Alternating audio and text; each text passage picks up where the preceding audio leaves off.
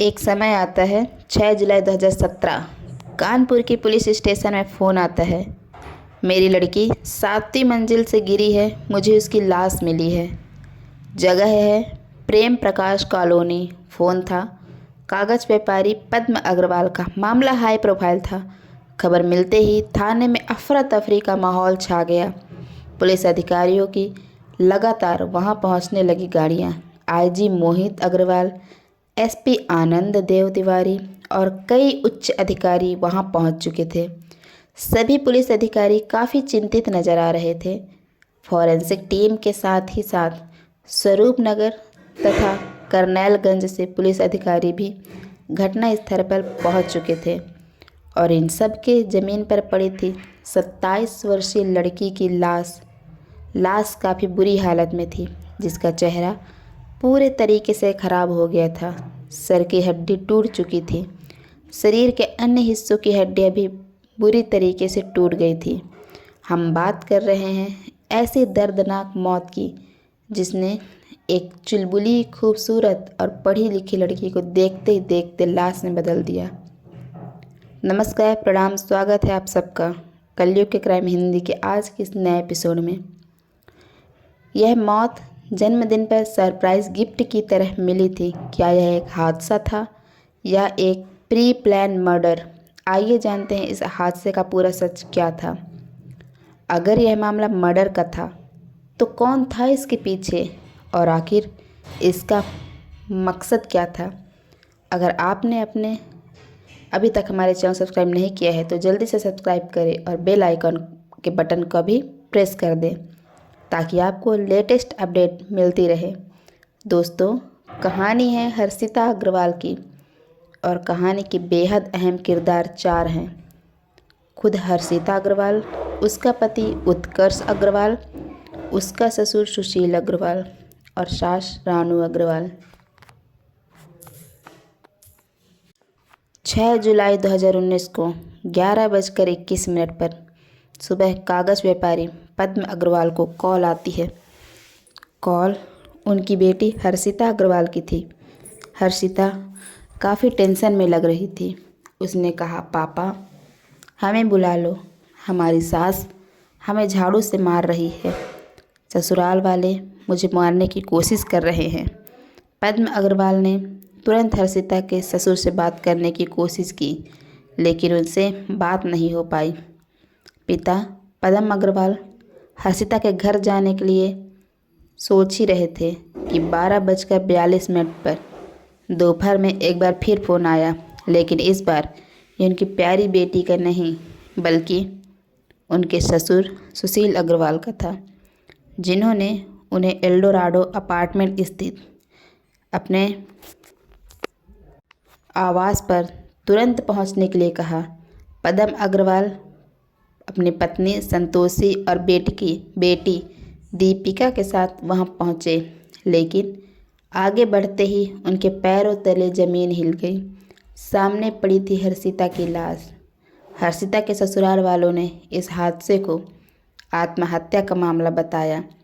Police ने कड़ाई से जांच पड़ताल शुरू कर दी और जांच पड़ताल के बाद पुलिस ने ऐसा सनसनीखेज सच खोज निकाला जिसे सुनकर आपका दिल दहल जाएगा। दोस्तों, अपराधी कैसा भी हो वह बच नहीं सकता। पद्म अग्रवाल अपने परिवार के साथ सरोजनी नगर क्षेत्र के मूर्ति बिहार में रहते थे। उनके परिवार में पत्नी संतोषी के अलावा 2 खूबसूरत और पढ़ी लिखी बेटियां भी थीं। बड़ी बेटी दीपिका, जिसकी शादी हो चुकी थी और वह अपने परिवार में काफ़ी खुश थी, और दूसरी लाडली बेटी हर्षिता, जिसका जन्म 7 जुलाई 1991 को रविवार के दिन हुआ था। उसे फ़ोटोग्राफी का बहुत शौक़ था और वह इसमें अपना करियर भी बनाना चाहती थी। इसलिए उसने मुंबई के एक कॉलेज में एनिमेशन में ग्रेजुएशन किया और वापस आ गई। खाली बैठना उसे बिल्कुल पसंद नहीं था, इसलिए ग्रेजुएशन के बाद वह वहीं एक स्कूल डीएसपी कल्याणपुर में पढ़ाने लगी।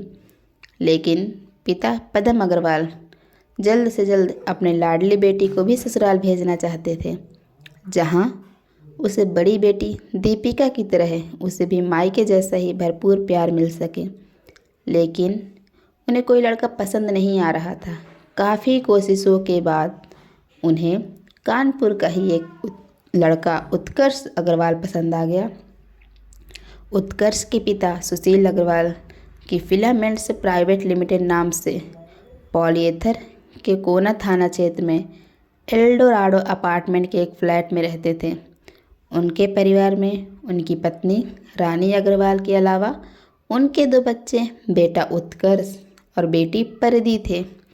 उत्कर्ष के पिता का अच्छा खासा व्यापार था और उस पर किसी तरह की कोई खास जिम्मेदारी भी नहीं थी।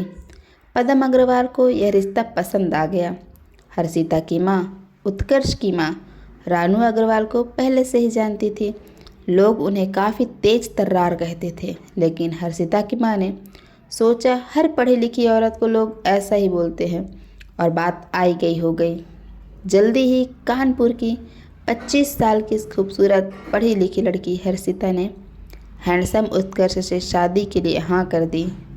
बिना देर किए दोनों परिवारों ने 24 जनवरी 2017 को ओरछा रिजॉर्ट में इनकी डेस्टिनेशन वेडिंग प्लान की। इस शादी में कानपुर शहर के उद्योगपतियों के अलावा अनेक जानी मानी हस्तियां शामिल हुई थीं। शादी हंसी खुशी संपन्न हो गई, लेकिन हैरानी की बात यह थी कि दूल्हे का परिवार शादी से जुड़े हर खर्चे का पेमेंट लड़की वालों के ऊपर डाल रहे थे, बल्कि अपने खर्चों के बिल भी उन्होंने दुल्हन के परिवार को दे दिए थे। यह सब पद्मा अग्रवाल और उनकी पत्नी संतोषी को अजीब तो लगा, पर बेटी की खुशी देखकर उन्होंने कुछ नहीं कहा। इस शादी पर लगभग 40 से 45 लाख का खर्चा हो गया, पर यह तो शुरुआत थी। शादी के मात्र 6 महीने बाद हर्षिता के ससुराल वालों ने पैसे की मांग की। उन्होंने हर्षिता से कहा, फैक्ट्री की इन मशीनों के लोन को चुकाने के लिए तुम अपने पापा से 2 करोड़ रुपए लेकर आओ। यह तुम्हारी जिम्मेदारी है। वैसे भी तुम्हारे पापा के पास बहुत पैसा है। हर्षिता यह सुनकर हैरान रह गई और उसने ऐसा करने से इनकार कर दिया और इसी दिन से हर्षिता पर अत्याचार शुरू हो गया। सास रानू अग्रवाल ने हर्षिता का जीना मुश्किल कर दिया। घर में नौकरानी होते हुए भी रानू अग्रवाल हर काम हर्षिता से करवाती। मेहमानों के सामने बुरी तरीके से उसकी बेइज्जती करने लगी। कमाल की बात यह थी कि हर्षिता का पति उत्कर्ष, जो उसके साथ प्यार के वादे करता था, वह सब कुछ सुनकर भी खामोश ही नहीं रहता, बल्कि माँ का साथ भी देता।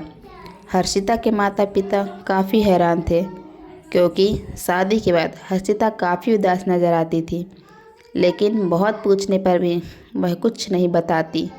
माँ की कसम देकर पूछने पर उसने बताया कि ससुराल में उसे परेशान किया जा रहा है और 2 करोड़ रुपए पिताजी से मांग कर लाने के लिए दबाव डाला जा रहा है।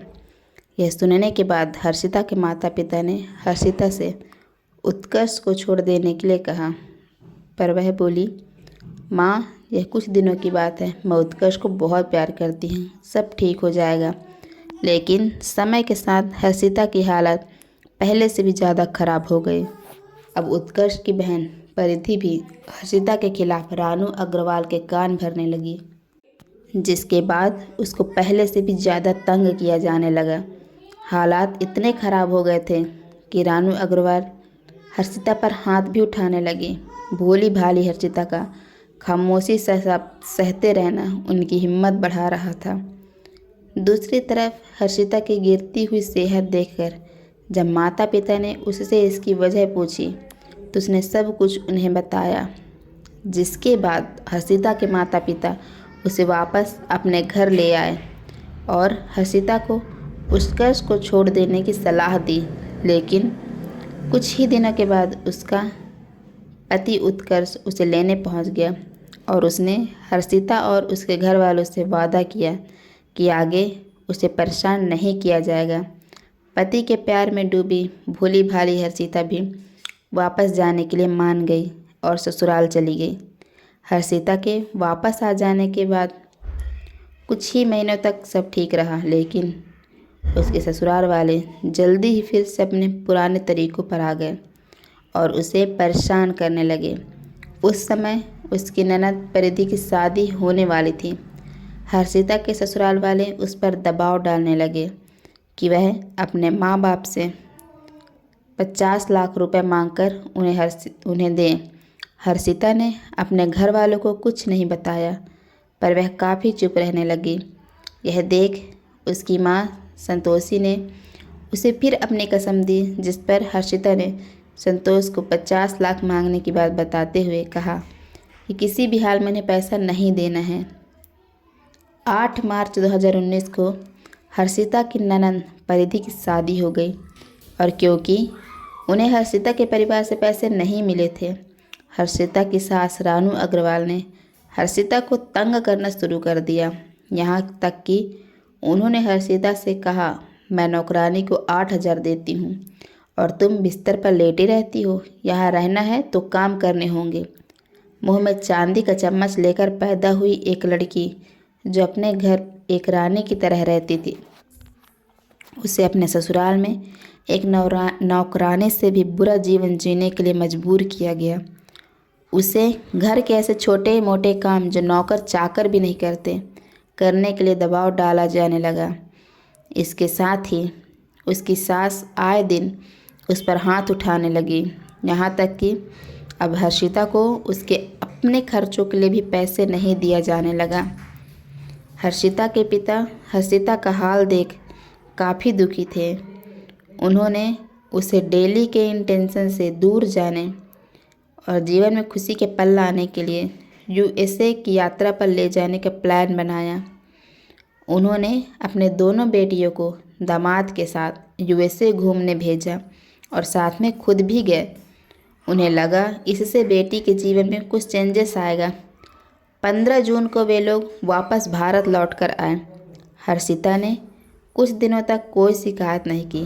पैसे भी हमेशा अपने परिवार को परेशान करने के बजाय अपने मैरिड लाइफ की प्रॉब्लम्स को सहन करने की कोशिश करती थी। 7 जुलाई को हर्षिता का बर्थडे भी था, इसलिए हर्षिता ने घर वालों 7 जुलाई को हर्षिता के लिए एक सरप्राइज बर्थडे प्लान की और लोगों को भी इनविटेशन भेज दिया।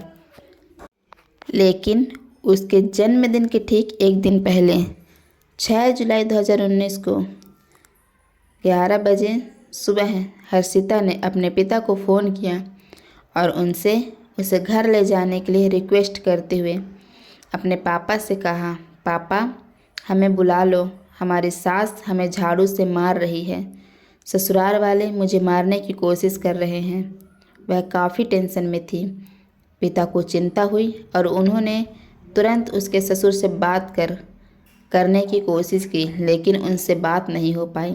पिता पदम अग्रवाल जाने के बारे में सोच ही रहे थे कि 12:22 दोपहर उनके पिता के पास एक बार फिर फ़ोन आया, लेकिन इस बार यह उनकी प्यारी बेटी का नहीं बल्कि उनके ससुर सुशील अग्रवाल का था, जिन्होंने उन्हें एल्डोराडो अपार्टमेंट स्थित अपने आवास पर तुरंत पहुंचने के लिए कहा।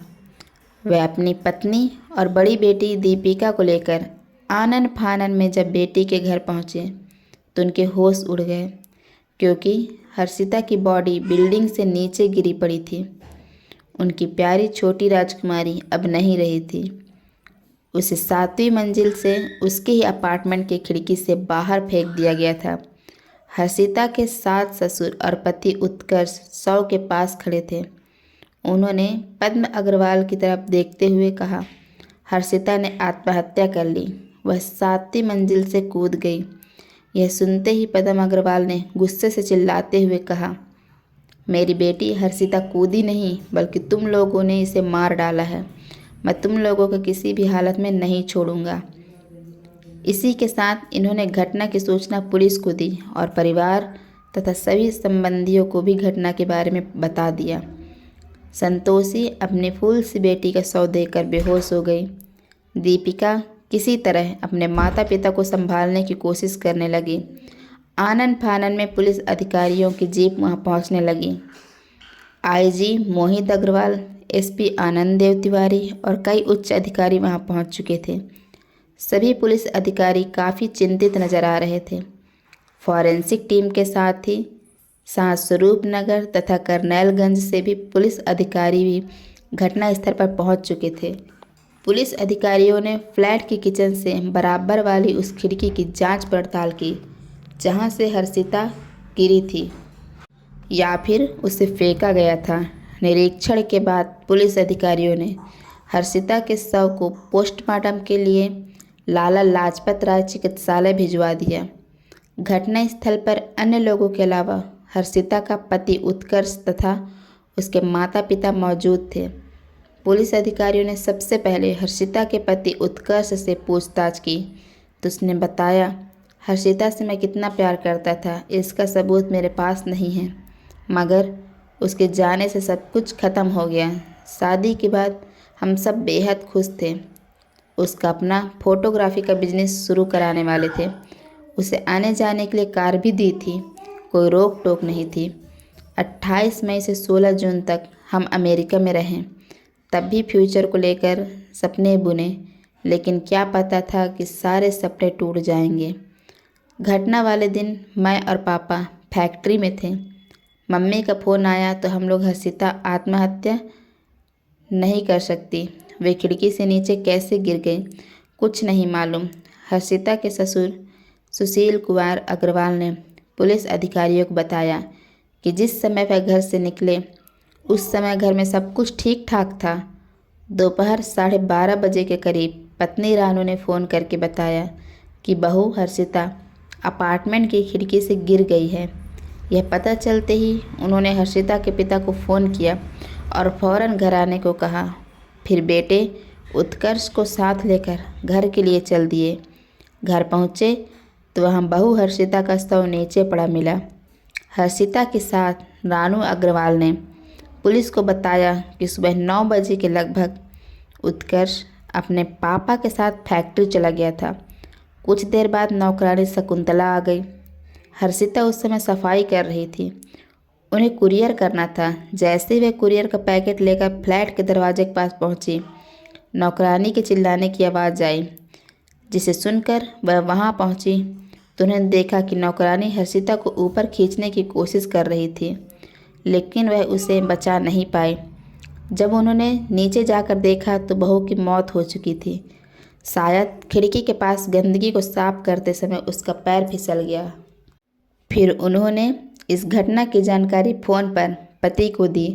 परिवार के बयान लेने के बाद पुलिस ने देखा कि अग्रवाल परिवार में काम करने वाली शकुंतला ने जो घटना के समय वहीं मौजूद थी वहीं खड़ी है, इसलिए पुलिस ने उसका भी बयान लिया और उसके चौंका देने वाले बयान ने पहली बार रानू अग्रवाल के झूठ का पर्दाफाश कर दिया।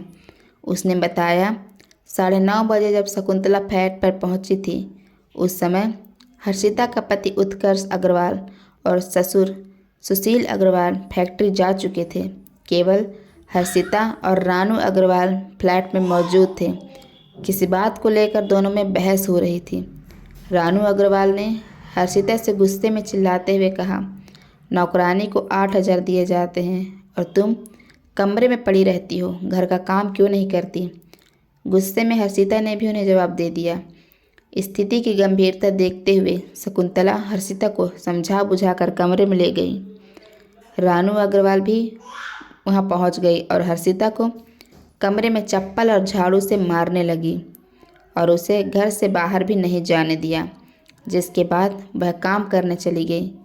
जब वह काम कर रही थी तो अचानक 12:30 बजे रानू अग्रवाल की आवाज़ आई। आवाज़ सुनकर जब वह देखने गई तो हर्षिता खिड़की से नीचे लटकी थी। नौकरानी ने उसे ऊपर खींचने की कोशिश की, लेकिन सफल नहीं हो पाई। इस दौरान रानू अग्रवाल दर्शक की तरह पीछे खड़ी रही। उन्होंने कोई मदद तक नहीं की। नौकरानी शकुंतला के बयानों के बाद थाना प्रभारी ने पुलिस अधिकारियों के आदेश पर रानू अग्रवाल को महिला पुलिस के सहयोग से हिरासत में ले लिया। जल्दी ही पुलिस के हाथ एक और पुख्ता सबूत के रूप में एक सीसीटीवी फुटेज आया, जिसमें हर्षिता की सास रानू अग्रवाल बहू की लाश के पास पहुंची, फिर अपने पति को फ़ोन किया और बोली थी इज़ फिनिश्ड। खिड़की से नीचे कूद गई है।